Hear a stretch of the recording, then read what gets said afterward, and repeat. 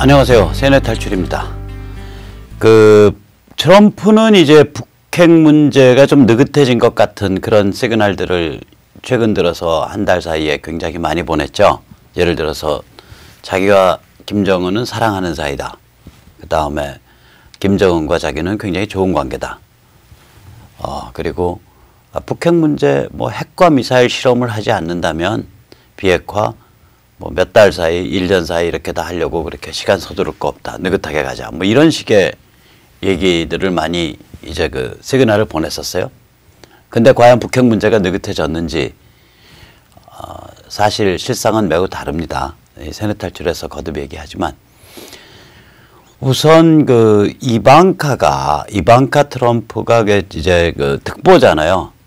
방한을 하기로 했다가 취소를 했어요.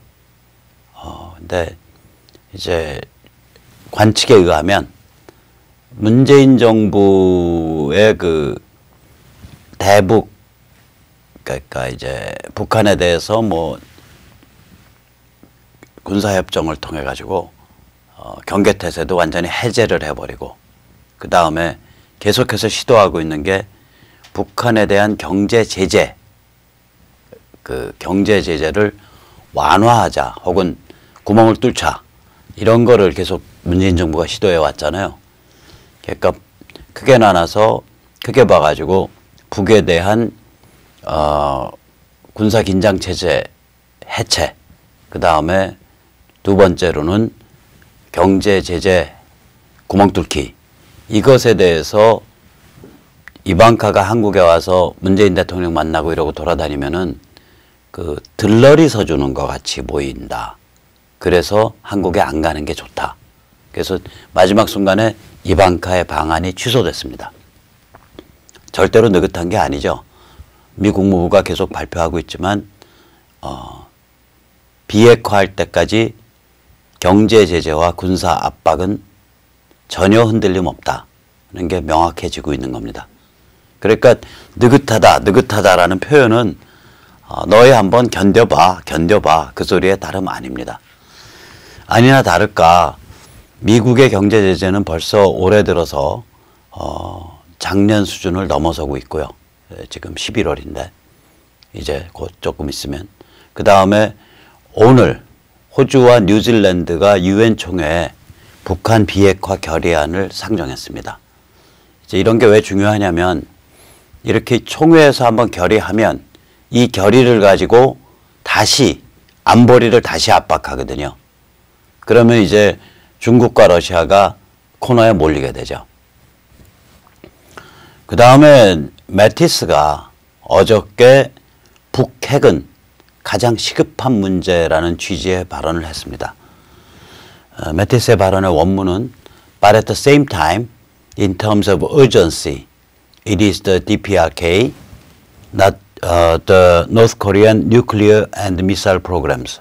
그러니까 시급성으로 따지자면 북한, 즉 북의 핵과 미사일 프로그램이 가장 시급한 미국의 국방과제이다. 이렇게 말을 했어요. 매티스 국방장관이. 따라서 이게 이제 트럼프가 앞에서 느긋한 척하고 능청 떠는 것과 별개로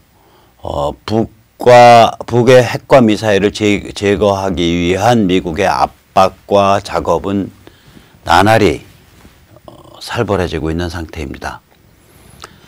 근데 이제 요새 평양이 조금 좀 달라요. 그러니까 이게 문재인 정부와 좀 뭔가 이렇게 약간 뭐라 그럴까, 불협화음이 나는 그런 느낌이 좀 듭니다. 제가 너무 성급한지 몰라도 이거 굉장히 재밌는 추세라서 정말 그런지 한번 두고 봐야 되는데, 문재인과 김정은이 한의문을 해왔잖아요. 이것이 시들해지고 있는 것 같아요. 그러니까 평양이 지금 그러니까 무슨 실무 접촉, 군사적인 거 말고 개성공단 활성화라든지 이런 실무 접촉을 서두르질 않아요. 전혀 안 움직이고 있어요. 이게 아마 해봐야 결국은 게임은 미국과의 게임인데 이거 해봐야 문재인이 말하자면 저기 뭐야 그 여론조사 그 국민 지지도 게임에 그냥 둘러리 서주는 거에 지나지 않는다. 오히려 이런 거 자꾸 이렇게 도발하면 미국과의 관계만 더 불편해진다. 이렇게 느끼는 것 같아요. 그러니까 평양이 문재인을 완전히 패싱하고 결국 이 문제는 미국과 풀 수밖에 없다. 풀든지 안 풀든지 미국과의 문제다. 이런 태도로 나가는 거 아닌가 이런 생각을 합니다. 왜냐하면 문재인이 평양 쪽에 이렇게 뭐 해주겠다고 취하고 있는 조치가 실효성이 별로 없거든요. 그러니까 경제 제재를 그 포위망을 구멍을 뚫겠다. 그 경제 제재를 무력화시키겠다. 이게 문재인 정부의 전략이었는데 이거 꽉 막혀 있고요. 그 한 가지 이제 평양 쪽에 그 이익이라고 하면 그 남북 군사협정에 의해서 뭐 GP를 뭐 없앤다든지 뭐 NLL이 뭉개졌다든지 이런 그 치명적인 그 군사적 위협이 높아져 가고는 있지만 그러나 이 메인 게임 자체가 핵과 미사일이기 때문에 평양의 관점에서 보면 이거는 다 옆구리란 말이에요. 그러니까 물론 장기적으로 보면 적화하는데 굉장히 편해요. 그러나 말하자면 심리 밖에 있는 우물을 가지고 불을 못 끄잖아요. 당장 지금 시급한 불은 예를 들면 문재인 정부가 경제 제재를 돌파를 하고 그걸 무력화시키는 거 혹은 문재인 정부가 일방적으로 종전선언을 뭐 하고 미국과 대립각을 세우는 거 이런 게 이제 평양 입맛에 맞는 행위인데 문재인 정부도 이제 그렇게 되면은 그걸로 가니까 차마 그 집까지는 못하고 있고 그러니까 평양 입장에서 보면 결국 너희가 하는 게 우리한테 실제적 도움이 안 돼. 뭐 이런 느낌을 좀 주고 있어요 요새. 그러니까 평양이 비건 그 미국 국무 쪽에 그 저기 어디야 그 대북 접촉 담당 최고 책임자 스티브 비건인가 비건과의 실무 접촉도 지금 거부하고 있거든요. 왜냐하면 실무 접촉하면 그 다음번 바로 미국이 요구하고 있는 게 목록하고 사찰이거든요. 그러니까 핵과 미사일 목록, 심지어는 생화학 무기까지 포함한 목록, 그리고 두 번째로는 무제한 사찰 이걸 요구하고 있으니까 비건과 실무 접촉하는 것도 피하고 있다고요. 그리고서 가만히 웅크리고 있으면서 이제 이거 내가 어떻게 해야 되나 이 통박 돌리고 있는 것 같아요. 지금 평양의 모두가. 이 와중에 전번에 그 9월 18일 날 그 삼성의 그 이재용 부회장 등 이렇게 경제인 몰고서 문재인이 올라갔을 때 이제 그 리선권이 그 북한의 그 리선권이 그 냉면이 목구멍에 넘어갑니까? 이런 싸가지 없는 소리를 한 게 이제 불거져 가지고 이게 이제 정세현까지 나서서 평양을 비난하고 있다고요. 일 망치려 작정했나. 근데 정세현 전 통일부 장관이 이 바닥에서 어떤 사람이냐. 그러니까 이 햇볕 전도사 중에서도 제일 거물급 전도사예요. 정세현이 지난 봄에 그러니까 평양 올림픽서부터 그 미북 정상회담에 이르는 그 시기 때 했던 말들 보면 섬찟섬찟하다고요. 그때 그냥 아주 대놓고서 평양이 비핵화로 간다.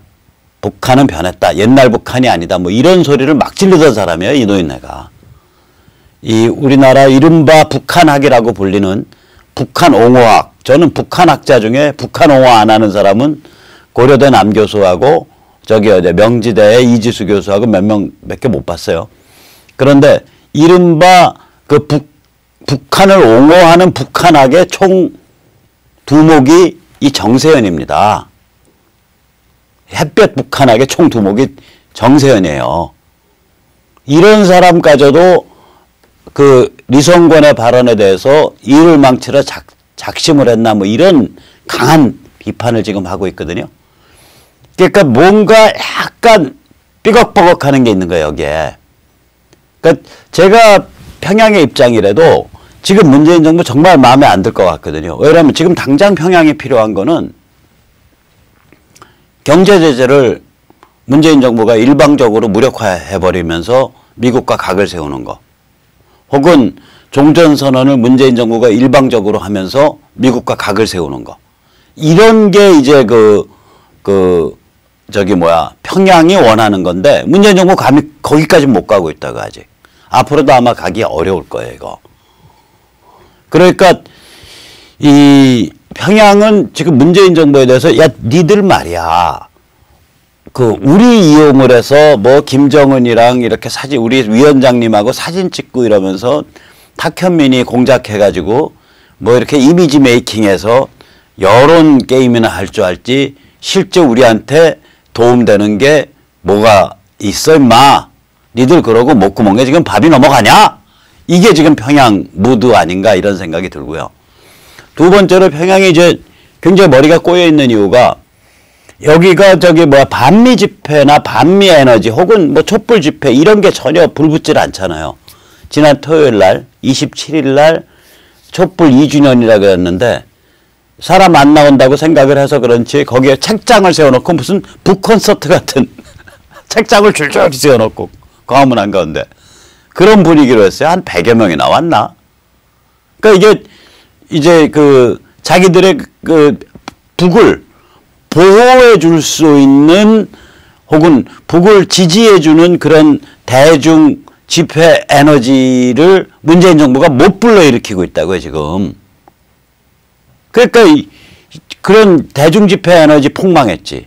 그렇다 그래서 문재인 정부가 미국이랑 각 세우면서 무슨 종전선언을 일방적으로 한다든지 경제 제재를 일방적으로 무력화하지도 못하고 있지. 거기다가 제일 지금 평양에 머리가 꼬여 있는 건 뭐냐면 핵과 미사일이 이게 시진핑 체제 아래에서 적극 지원받아서 발전한 거거든요. 그러니까 시진핑 체제 아래에서 6번의 핵실험 중 4번이 이루어졌고요. 이제까지 한 30여 번의 유의미한 미사일 실험 중 25번이 이루어졌고요. 그 와중에서 북의 핵이 원자폭탄을 넘어서 수소폭탄급으로 진화했고요. 북의 대륙간 탄도미사일이 미국 본토 타격 사거리까지 진화했단 말이에요. 그러니까 이거는 시진핑 체제가 밀어준 거란 말이죠. 거기다가 시진핑 체제가 밀어줘서 결국은 중국제 이동 발사대까지 들어갔단 말이에요. 그러면 이런 상태였는데 이 시진핑 체제가 지금 딱 미중 전쟁에 올무가 걸려버렸잖아요. 그리고 미중 전쟁이 계속 확대되고 있잖아요. 그러니까 평양 입장에서는 뒷배가 없어진 거예요.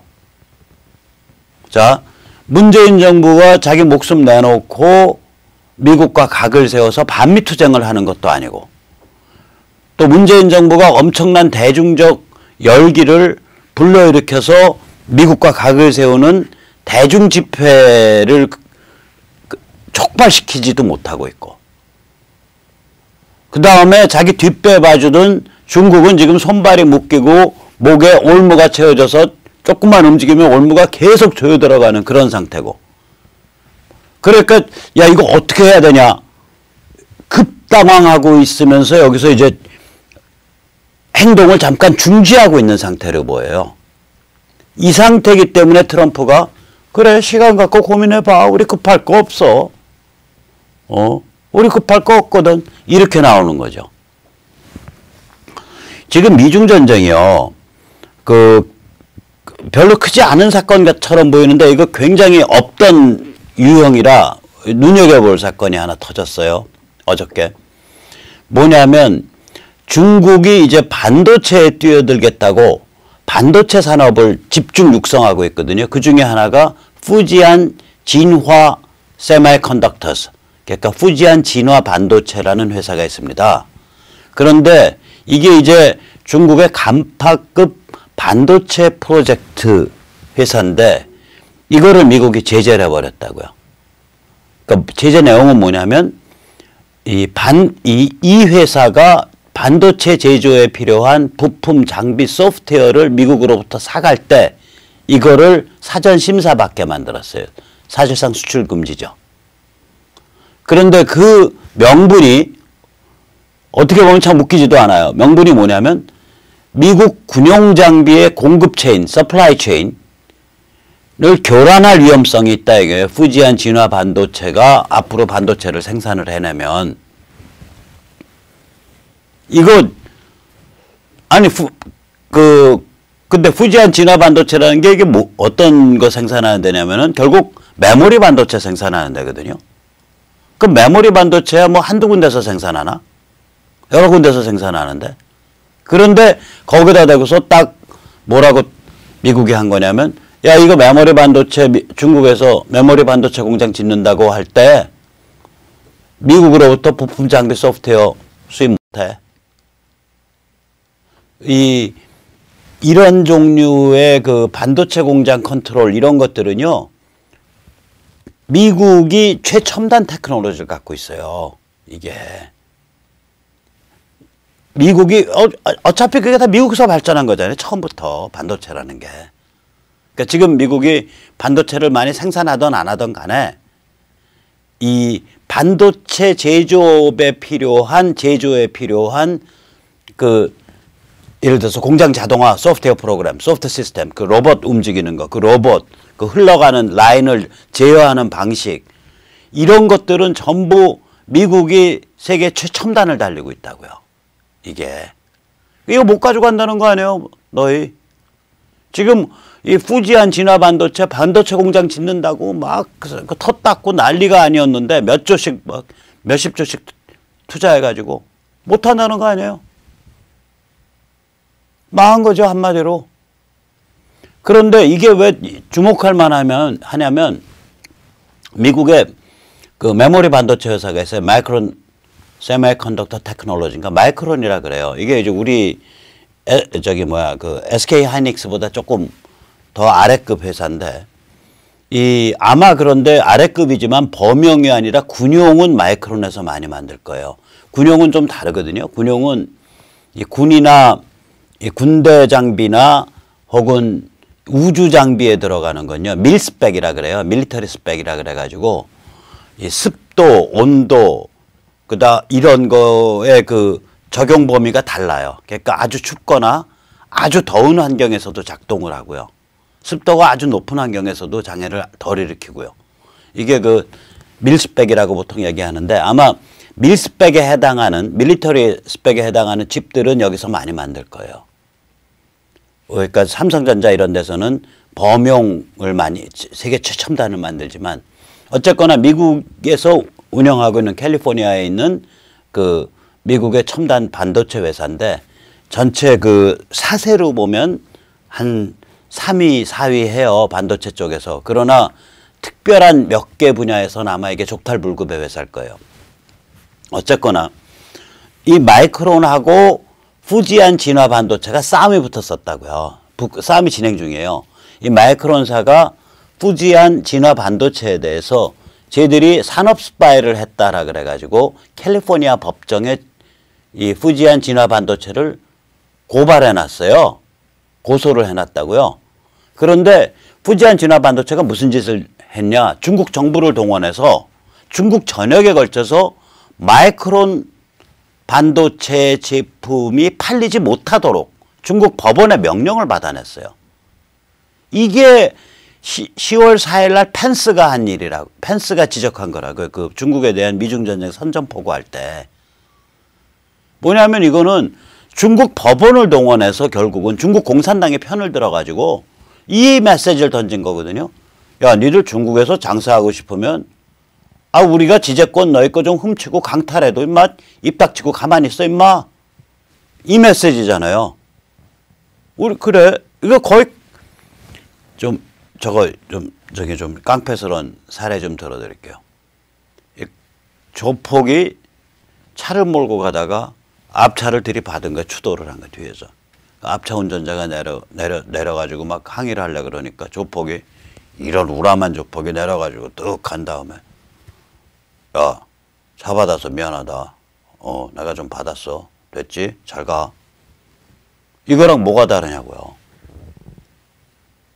아니 지금 미국 캘리포니아 법정에서 산업 스파이가 있었냐 없었냐를 가지고 지금 그 법률 다툼이 있는데 캘리포니아 법정이라는 게 무슨 듣보잡이 아니잖아요. 꼭 미국 말도 안 되는 거 가지고 미국 기업만 편드는 그런 데가 아니잖아요.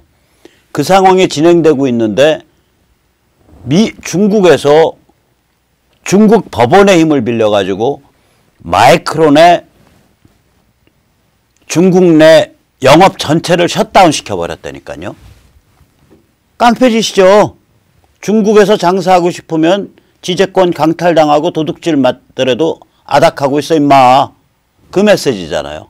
이게 바로 펜스가 10월 4일 날 미중전쟁 선전포고하면서 중국의 이러한 행태들이 지금 용납될 수 없다라고 말한 그런 유형의 행태들이라고. 이게 포식자적, 약탈자적 행태고 중국 내의 중국 시장을 그 자산화해서 너희가 이 중국 시장 안으로 들어오려면은 우리가 너희한테 대해서 산업 스파이 짓을 하던 지재권을 뺐던 지재권을 손을 비틀어서 저기 토해내게 만들던 너희 그냥 아닥하고 가만히 있어 임마. 이러한 것을 중국 정부, 중국 공산당이 나서서 하고 있다. 이게 펜스의 글에 딱 들어있거든요. 이 케이스예요, 이게. 그래서 이거는 작은 하나의 케이스지만 미중 전쟁이 그냥 무역 이런 거의 문제가 아니고 이게 먼저 번에 ZTE 통신장비 업체랑은 완전히 달라요. 먼저 번 ZTE는 사실은 이란이나 북한의 통신장비 판 거 가지고 시비 붙은 거예요. 그게 아니라 이거는 그 정도의 게임이 아니에요. 이거는 뭐냐면은 중국이 일반적으로 해왔던 행위들, 즉 다시 말하자면 야 우리 시장 접근하려면 너희 테크놀로지 내놔. 안 내놔? 그럼 우리가 훔치는 거 너희 눈 감고 있어야 돼. 이러한 행태에 대해서 바로 쳐버린 거라고요. 그래서 미중전쟁은 앞으로 이런 유형까지도 급속하게 번질 거예요. 자, 이렇게 살벌한 상황이 진행되고 있는데 이 와중에 대한민국은 하루가 다르게 폭도공화국으로 퇴화하고 있습니다. 이거는 어저께 열렸나요? 문재인이 무려 4개월 만에 경제정책에 관한 그 관계장관들 쭉 불러가지고 회의를 했는데 무려 4개월 만이요. 4개월 만에 한 것도 웃기죠. 지금 경제 개 박살나고 있는데 왜 그러냐면 이게 경제가 박살날 수밖에 없는 게 우리가 지금 중국에 대한 투자액 총액이 600억 달러란 말이에요. 한 70조 된다고요. 600억 달러면 70조 맞죠? 10억 달러면 10억 달러면은 그렇죠. 10억 달러면 한 1조 2천억 되니까 70조 되죠. 그리고 중국으로부터의 수입이 한 900억 달러 되고요. 중국에 대한 수출이 약 1,300억 달러 되고요. 그래서 중국에 대해서 우리가 누리고 있는 무역 흑자가 한 400억 달러 돼요, 연간. 이런 상태에서 미국이 중국과 경제 결합을 약화시키고 있잖아요. 이코노믹 디커플링. 제가 쓰는 용어인데 디커플링. 그러니까 결합돼 있던 거 푸는 거예요. 풀어서 약화시켜 가니까 당연히 우리도 타격을 많이 보죠. 그러면 이렇게 국제적 불확실성, 국제적 위험이 굉장히 높아져 가고 있는 상태인데 여기에다 대고 문재인 정부가 무슨 짓을 저질렀냐. 우선 첫째, 기업가의 기세를 다 그냥 문질러 버린 거 아니에요. 이재용을 막 감옥에 쳐놓고 그 다음에 기업가들 줄줄이 감옥에 넣고 막 고소고발하고 그러면 그 다음에 두 번째로는 법률에 의해서 국가 정책에 의해서 저걸 한다는 거 아니에요. 그 임금을 상승시키겠다고 최저임금을 급작스럽게 올리고 주 52시간 칼퇴를 만들어서 완전히 기업 문화를 아작을 내놓고 그러니까 이 하고 있는 정책 하나하나가 경제의 자율조절 기능을 약화시키는 정책을 해왔어요.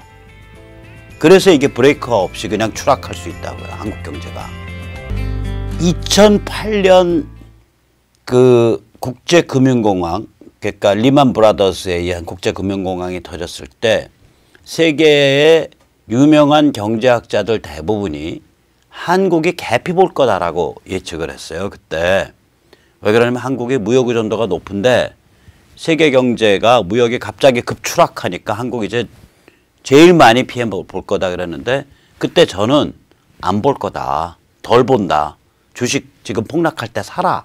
이러고서 주변에 돌아다녔다니까요. 그게 왜 그러냐면 우리 경제가 이 그 세계 경제에 대한 저게 있다고요. 저기 뭐야 그 자율 조절 기능이 있다고요.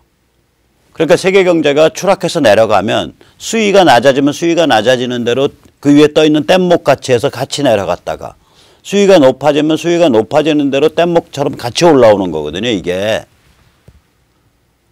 경제의 자율 조절 기능이에요. 우리가 개방형을 만들어 놨다고요. 시장 중심주의를 만들어 놨다고요. 1979년 초에 박정희 대통령이 그렇게 경제를 가야 된다라고 블루프린트를 결정을 했다고요. 그때 안정화 정책이라는 이름으로. 그리고 그 원칙이 그로부터 한 30년, 지금 30년이죠. 40년 가까이 크게 바뀐 게 없어요. 그거를 문재인이 깬 거예요. 그러면 경제의 자율조절 기능을 깨놨기 때문에 바깥의 환경이 저렇게 급격하게 악화되면 그냥 수직 낙하하는 수가 있다니까요. 그러니까 요번에 이 회의 때도 얼마나 웃겨요. 캐치프레이즈가 공정경제예요. 경제학에서요. 공정경제란 단어가 없거든요. 페어 이코노미란 단어가 없어요. 공정시장이지. 시장이 공정한 거지. 왜 그러냐면 경제에 대해서는 공정하냐 안 하냐를 따질 길이 없어요. 시장이 공정하냐 안 하냐를 따질 수 있어요. 페어 마켓. 예를 들어서 말씀드리죠. 자, 경제에 제일 중요한 게 사유재산권이잖아요. 그러면 어떤 사람이 그 정확하게 세금 다 내고서 상속을 받았어. 그래서 내가 상속재산이 세금 다 받고 나서 5천억을 받았어요. 그러면 이걸 가지고 공정하다 그럴 거냐 공정하지 않다 그럴 거냐 이거죠. 그건 그 시비에 해당이 안 되는 거예요. 왜냐하면 제도가 그렇게 생겼으니까. 이 사회 원리가 사유재산 제도를 기본으로 보장을 하고 시작하는 사회니까. 공산당 사회가 아니니까. 그래서 경제에 대해서는 공정하냐 공정하지 않냐를 따질 수가 없다고요. 예를 들면 잘 배우고 그다음에 저기 그 머리가 좋은 부모는 자녀들의 학력이 높을 가능성이 굉장히 높아요. 그럼 어떻게 공부하는지 알고 애한테 평소에도 뭐 한마디를 가르치더라도 뭔가 앞뒤가 다는 걸 가르칠 수가 있으니까 그 부모가 아이를 사랑하고 아이에 대해서 시간을 많이 보낸다면 그 아이는 이게 좀 발전할 가능성이 있다고요. 높다고요. 확률적으로. 자, 이게 불공정한 거냐? 말할 수가 없잖아요. 왜냐면 아니 호모사피엔스라는 원숭이 일족의 아주 최고급 영장류인데 최고급 유인원인데 당연히 아이의 생물학적 성장만 해도 20년 가까이 걸리는 그런 최고급 유인원인데 지 새끼한테 죄송합니다. 지 아이한테 뭔가를 가르치려고 하는 건 당연한 거 아니에요. 그냥 본능 아니에요. 동물적 차원에. 이거에 대해서 무슨 공정, 불공정을 따질 수가 없다고요, 이게. 단지 우리가 시장에 대해서는 공정하냐, 불공정한 거냐를 따질 수가 있다고요. 그래서 공정시장, 페어 마켓은 굉장히 중요한 핵심적 경제학 개념이에요. 그러나 공정경제? 어떻게 정의할 수가 없는 거예요. 그런 거 전 처음 들어보는데. 아, 그거를 4개월 만에 열리는 경제장관 회의에다가 저기다 걸어놓고서 회의를 해요? 이게 무슨 개무식한 짓이냐고요. 이것도 남들이 들으면 경제는 공정해야 되나 보다. 대통령도 공정경제를 말하잖아. 이거 완전히 국민을 폭도의 오민으로 만드는 짓이죠. 그러면 회의 이름이 그렇게 붙었는데 거기 가서 처자빠져 앉아있는 고급 관료라는 건 뭐예요? 결국 폭도 정치에 봉사하는 행정기술자라는 거 아니에요. 요번에 마치 저기서 국무회의에 앉아가지고 저기 비준이랍시고 저기 남북 그 뭐 합의 그거 저기 뭐야 도장 찍은 그 국무장관들 바로 그 폭도 정치에 봉사하는 행정기술자예요. 반헌법적 폭도 정치에 봉사하는 행정기술자라고 행태가. 법원의 폭도가 더 심하죠. 요번에 어저께 65년 된 한일협정을 사실상 폐기하는 그런 판결을 대법원이 내렸잖아요. 65년에 만들어진 한일협정을. 이제 개인이 전부 그 징용 당했던 분들이 개인 자격으로 일본 기업에 손해배상하라고 청구하게 그렇게 만들어 놔 버렸잖아요. 그러면 이거 뭐냐면 국가 간에 이제 그 무슨 조약 아무 의미 없다는 소리예요. 아니 개인이 억울하다면 법원이 나서서 아니 지금 선생님은 일본 정부나 일본 기업에 대해서 배상하라고 할 게 아니라 한국 정부에 대해서 배상하라고 해야 됩니다. 65년 당시에 1965년 당시에 한일협정을 맺었을 때 포괄적인 그거 다 포함하는 배상으로 이미 국가 대 국가 배상이 끝났기 때문에 그때 선생님 몫을 못 받으셨다고 생각하신다면 대한민국 정부를 향해서 배상을 주장하십시오. 그렇게 얘기해야 되는 거거든요. 법원이. 당한 사람은 억울할 수 있으니까 그렇게 소송을 제기할 수 있다고요. 그러나 대한민국의 법원은 그렇게 반응을 하면 안 되는 거예요. 그럼 결국 이런 식으로 해버리면 결국 뭐냐면 우민화된 폭도 정치에 절차적 정당성을 부여하는 시녀가 돼버리는 거예요. 이거 왜 폭도 정치라고 표현하냐면 우리가 반일 주장하면서 굉장히 그 황당한 사실과 다른 판단을 하는 그런 게 사회적으로 팽배해 있잖아요. 예를 들어서 우길기, 그 전범 깃발이라 그러는데 아니 그거 400년 전부터 쓰여온 깃발이고요. 일본에서 애들한테 주는 선물에도 다 옛날부터 400년 전부터 그걸로 포장해서 주기도 하고 그런 깃발인데 그걸 어떻게 전범 깃발이라 그러냐고. 나치 깃발과는 다른 건데 이게. 나치 깃발은 나치 때 만들었지만 이건 원래 쓰던 깃발이거든요. 에도 시대 때부터. 근데 뻔히 그 사정 그냥 다 감춰놓고 우길기는 전범 깃발입니다 라고 뭐 그냥 조중동 같은 메이저 신문까지 다 떠들잖아요. 그러니까 그런 면에서 그러한 반일파리가 일반화되어 있다는 점에서 제가 이걸 폭도라고 얘기하는 거지. 그 소송을 제기한 분들을 제가 무슨 폭도의 일원이라고 말하는 거 절대 아니에요. 정치 문화 자체 혹은 그런 담론 영역이 폭도스럽다 그 뜻이에요. 언론과 국회가 빠질까요? 여기서 제일 앞장서죠. 언론의 반일파리가 정신이 없죠. 이게 오늘 동아일보 인터넷판 그 대서특필한 기사 제목이에요.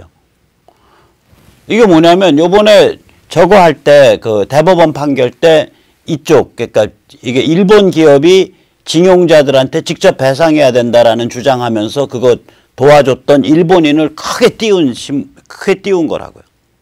공무원 신분에도 손길 내민 일본의 양심. 이제 일 정부가 배상 해결 위해 힘써요. 아니 여기에 왜 그 얘기 안 쓰냐고. 이렇게 되면 한일협정이 빠개지고 앞으로 대한민국 정부의 공신력이 제로로 되고 지금 일본에선 여론이 어떻게 되냐면 저거 한국 것들 완전히 거지 깽깽이 같은 놈들이다. 지금 그게 아주 팽배해요 여론이. 앞으로 일본에요. 이제 저것도 못 간다니까요. 저 뭐 창피해서 저기 뭐야 그 어디 돌아다니지도 못하게 생겼어요. 그러면 그런 얘기는 왜 안 쓰냐고. 신문이면 당연히 해줘야 될 거 아니에요. 일본 사람들은 이거 이렇게 본다. 끝난 거 가지고 이렇게 벗겨먹고 저렇게 벗겨먹고 65년이면 지금 몇 년 지난 거야? 50년, 반세기 지나서 또 벗겨먹고 1세기 지나서 또 벗겨먹고 이렇게 본다. 이거 그지근성으로 본다. 일본의 메인스트림은 일본 대부분의 사람들은 그걸 찬성하던 반대하던 간에 그 얘기 써줘야 될 거 아니에요. 메이저 언론이라면 안 써. 그냥 일본의 양심. 반일파리죠. 반일파리. 폭도 정치의 국민 여론이라고 포장하는 장사치밖에 더 되냐고 이게. 야권은요. 법조의 이런 폭도 정치 정당화에 대해서 완전히 침묵 어버버입니다. 아니 자유한국당 지금 뭐 하는 거예요? 바른미래당은. 이렇게 얘기를 해야 되는 거 아니에요? 억울한 점이 있다면 그건 대한민국 정부와 징용 피해자 사이에서 풀어야지. 그게 대한민국 정부와 일본 사이에 50년 전에 맺었던 협정을 다시 원위치시키고 다시 대폐지라는 방식으로 풀으면은 우리가 국격이 뭐가 되냐. 법조인들은 정신 좀 차려야 된다. 아니 이런 논평 나와야 되는 거 아닙니까? 정당에서? 그럼 또 친일파 자한당, 친일파 바른미래당 욕먹을까 봐 그런 논평 입도 뻥끗 못하죠. 결국 그러면 뭐가 되냐고. 아니 그러니까 오히려 저기 집권당의 대표 이해찬이 제일 입 바른 소리 했어. 그나마. 외교 문제화 될 수 있습니다. 될 수 있긴 뭘 될 수 있어. 이미 됐지. 그나마 그래도 이 발언한 건 이해찬이밖에 없어요. 자한당 지금 이해찬 발가락에 때만도 못한 거예요. 이거. 바른미래당은 이해찬 발가락 때만도 못한 거예요. 행태가. 이해찬은 집권당 대표니까 책임이 있으니까 이 말을 어버버 하면서 하는 거고. 외교 문제화 될 수 있어요? 뭐가 될 수 있어? 이미 외교 문제 되고도 남았지.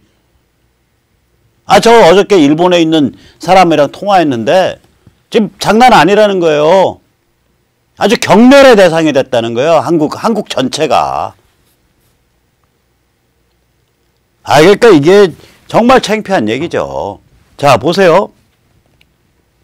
그러니까 지금 바깥으로는 미중전쟁에다 북핵위기다 이렇게 심각하게 펼쳐지고 있는데 대한민국은 그냥 언론, 그 다음에 국회, 그리고 법조, 정부, 심지어 학계 이 전체가 다 폭도화되어 있는 거예요. 폭도 나발수가 된 거예요. 전부.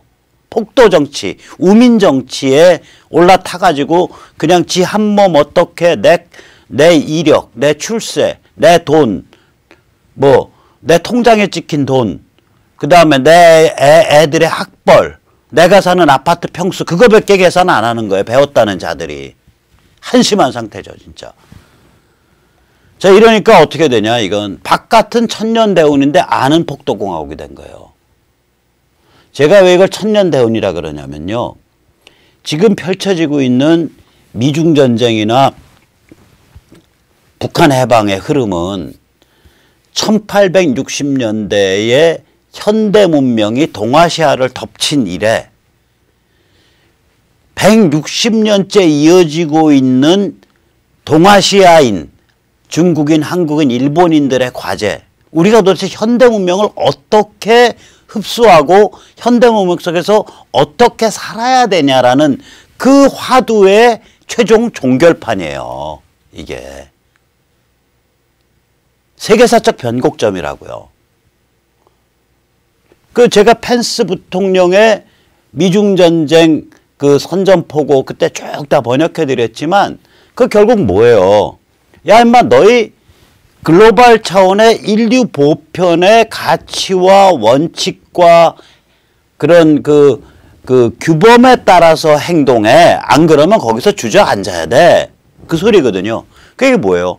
너희 현대 문명을 좀 제대로 개념 탑재해라 임마. 현대 문명의 가치와 원칙을 좀 제대로 개념 탑재하고 좀 제대로 행동해. 아니면 지금 상태에서 주저앉는 거야. 결국 이 게임이라니까요. 그게 이제 마지막에 온 거예요. 160년 전에 현대 문명이 동아시아를 덮친 거거든요. 이게. 일본은 발빠르게 거기서 지식과 테크놀로지를 빨리빨리 흡수해가지고 간이 부어갖고 전쟁을 벌였고, 중국은 자존심이 상해서 그런 상태에다가 그 전에 청나라 말기 때 극악한 비참한 농촌 상태, 빈곤, 부패, 이게 민족적 자존심 상한 거랑 결합해갖고 공산화로 가버렸고, 우리는 일본 식민지 되는 과정에서 굉장히 정신적으로 각성을 제일 깊게 했어요. 그게 이미 그 1890년대의 그 독립신문이나 만민공동에서 나타났고 1919년에 3.1운동에서는 나타난다고요. 그 각성의 힘을 받아가지고 해방이 됐을 때 우리는 대한민국을 만들고 지금 이 상태까지 치고 나온 거라고요. 한 70년 만에. 그러나 우리도 현대 문명의 가장 근본적 정신적 가치, 개인, 자유, 존엄성, 진실 존중, 그 다음에 자유민주주의를 뒷받침해주는 시민체, 시민문화, 이런 게 부족해갖고 지금 이 개고생하고 있는 거잖아요. 그게 다 이게 결국 1860년대에 현대 문명이 동아시아를 덮친 이후로 도대체 이걸 우리가 어떻게 소화 흡수해야 되냐라는 그 과제가 이어지고 있는 거예요. 160년째. 그것의 최종 종결자 챕터거든요. 마지막 챕터라고 이게. 자, 이 상황인데 이걸 제가 왜 천년대운이라고 표현하냐면 한국인은요 8세기 9세기 때 자기의 정신적 젖줄이 끊겼어요. 이 정신적 젖줄이 여기 이 노란 겁니다. 이게 어디냐면은 서남아시아, 중앙아시아, 대승화엄 불교 벨트예요. 서남아시아, 중앙아시아 불교는요. 이 지역이 알렉산더 정복군이 2300~400년 전에 들어와 가지고 한 몇백 년 동안 그리스 문화를 집중적으로 받아들였던 지역이에요. 여기가.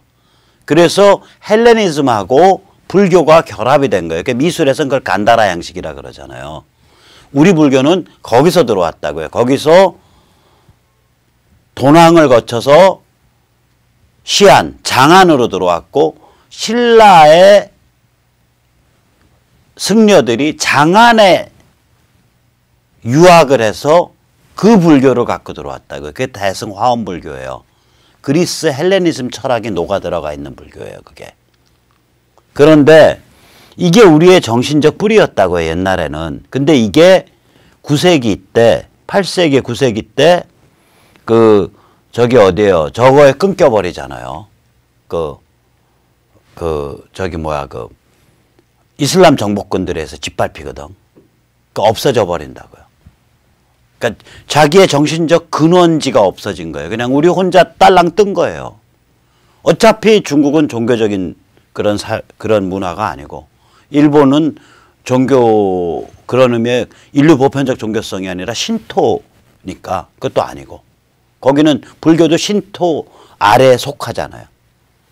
우리 하나만 떨렁 뜬 거예요. 거기서 그냥. 그런데다가 10세기엔 뭐가 나왔냐면 말발굽 아래다가 U자형으로 된 그 편자를 달게 그 테크놀로지가 나온 거예요. 10세기에는. 그러니까 이게 나오고 나니까 이 한반도 전체를 대규모 기마군단이 휩쓸 수 있게 된 거예요. 한반도는 땅이 딱딱하고 자갈이 많아서요. 그 전에 장수가 멋으로 말에다가 청동째 신발 같은 거 신겨가지고 장수나 말을 타고 다녔지 대규모 기마군단은 못 들어왔었어요. 편자가 나오기 전에. 편자가 나온 다음엔 대규모 기마군단에 의해서 언제든지 말하자면 언제든지 짓밟힐 수 있는 상태가 된 거 아니에요. 그러고 나서는 이게 어떻게 된 거냐면 그러고 나서는 그 상태가 되고 나니까 이게 한국은 한 1000년 전부터 어떤 상태냐면요. 이게 이제 중국 몸통부라고 불러요. 서양사에서는 차이나 프라파. 서양 사람들이 보는 그러니까 서양의 중국사 학자들이 썼던 용어예요. 중국 몸통부하고 여기 지금 연두색으로 되어 있는 거예요. 이게 다 풀밭이거든요. 이걸 유라시아 초원벨트라고 불러요. ESB, 유라시아 스테페 벨트. 그 다음에 만주하고 이 세 개가 결합하게 돼요. 이 세 개가. 이 세 개가 결합해서 무시무시한 편자제국을 형성하게 되니까 한국은 그냥 숨 납작 엎드려서 숨 갈딱갈딱 쉬는 정신적 동면 상태가 된다고요. 한국에는. 그게 한 1000년 전부터 시작돼요. 이게 이제 완전히 해결되는 마지막 지금 마지막 그 관문이거든요. 여기가.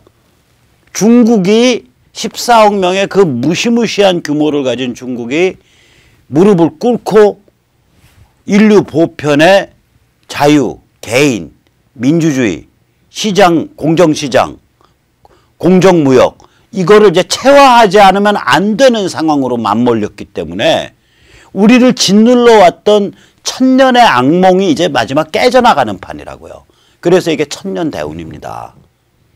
이 천년대운이 닥쳤는데 지금 국내적으로 이게 꼴이 뭐냐고 이게. 국내적으로 이 천년대운이 닥쳤는데 국내에서 꼴이 그래 이게 저기 뭐야 그 폭도공화국에 돼 있으니 참 한심한 거죠.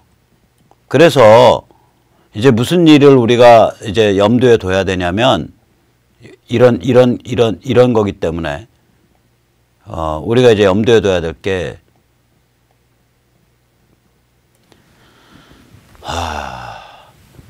이런 걸 염두에 둬야죠. 뭐냐면은 지금 이제 지금 벌어지고 있는 건 결국 뭐냐면 현대 문명의 핵심 가치, 개인이라든지 자유라든지 인권, 공정시장, 공정무역 이거를 마지막에 우뚝 세우기 위한 최종 아마겟돈이 펼쳐지고 있는 거예요. 사실은. 이번에 중국까지 순치되면 이게 족탈불급의 그런 원칙으로 우뚝 서는 거예요. 그런데 내부는 우리가 살펴봤지만 내부 지식인들의 수준 그 다음에 기타 등등이 전부 이게 폭도스럽다고요. 폭도 나발수가 돼 있고 우민화돼 있고 개돼지화돼 있고 그러니까 우리가 조금이라도 이런 문제의식을 느끼는 시민이 자유시민이 아주 타이트하게 결합해서 그 선도 창끝을 형성해야 돼요. 전국적으로 몇만 명이라도. 정당 이런 문제가 아니라 그래서 이 정신문화를 정확하게 읽고서 나가는 이게 다 정신문화 게임이에요. 이 정신문화 전쟁을 위한 창끝을 형성해야 돼요. 이게. 참 또 심각한 말씀으로 끝냈습니다. 그럼 오늘 여기까지 모시고요. 뭐 이런 심각한 일이 진행되고 있지만 한국 사람들이 좀 특이한 데가 있어서 한번 이렇게 어떤 아이디어가 생기면 다시 말하자면 우리가 1860년대에 현대 문명이 동아시아를 덮친 이후로 160년째 지속되고 있는 화두 즉 현대 문명을 우리가 어떻게 소화 흡수해야 되냐 단순히 공학적 지식 혹은 과학적 지식, 자연과학적 지식 혹은 테크놀로지, 엔지니어링 이런 것뿐만이 아니라 또 단순히 어떤 제도를 흉내내는 것뿐만이 아니라 그 밑바탕에 깔려있는 그 밑바탕에서 현대문명을 만들어낸 그 멘탈, 그 정신적 가치와 원칙을 우리가 어떻게 이해하고 흡수할 거냐 그리고 그걸 우리가 어떻게 사회 각 분야에 확대시키고 적용시킬 수 있을 거냐 이 게임이에요. 이 게임입니다. 그래서 이런 문제의식을 같이 하시는 그런 그 자유 시민이 우리 사회에 많아지면 결국에 가선 이 문제는 해결이 됩니다.